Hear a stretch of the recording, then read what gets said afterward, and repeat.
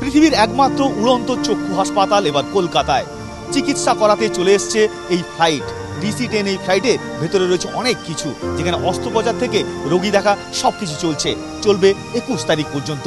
আমরা দেখে নেব যে ঠিক ভেতরে কি কি রয়েছে এই বিশেষ ফ্লাইটে, এই উড়ন্ত চক্ষু হাসপাতালে। চলুন আমরা ভেতরে যাই।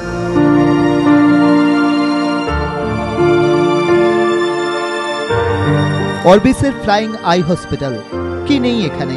বাইরে থেকে দেখতে 8-10টা বিমানের মতো হলেও ভিতরে অত্যাধুনিক চক্ষু হাসপাতাল।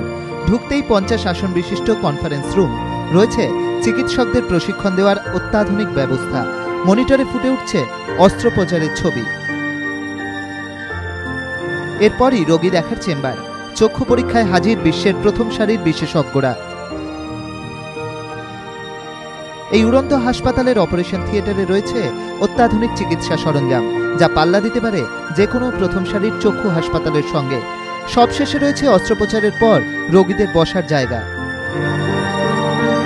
The plane affords Orbis the mobility to basically go almost anywhere in the world and deliver training programs in ophthalmology. So in that sense, having an aircraft, it's a great delivery tool because it's portable, it's mobile, and it has everything that we basically need in order to teach.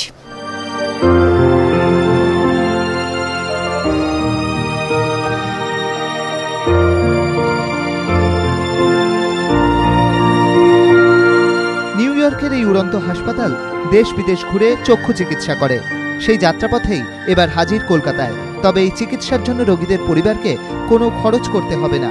পরিষেবা মিলবে 21শে September পর্যন্ত।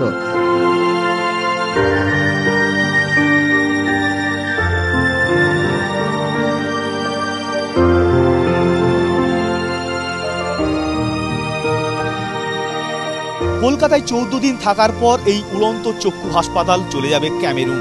কিন্তু তার আগে মোট 80 জন রোগীর অস্ত্রোপচার হবে এই উড়ন্ত চক্ষু হাসপাতালে। আর তার পাশাপাশি অনেক দৃষ্টিহীন মানুষের এখন নতুন ঠিকানা হয়ে দাঁড়াবে এই হাসপাতাল, কারণ এখানে তাদের অন্যান্য চিকিৎসা চলবে। ক্যামেরায় পার্থ সারথী চক্রবর্তীর সঙ্গে নিমাই পান্ডা, ABP আনন্দ, কলকাতা।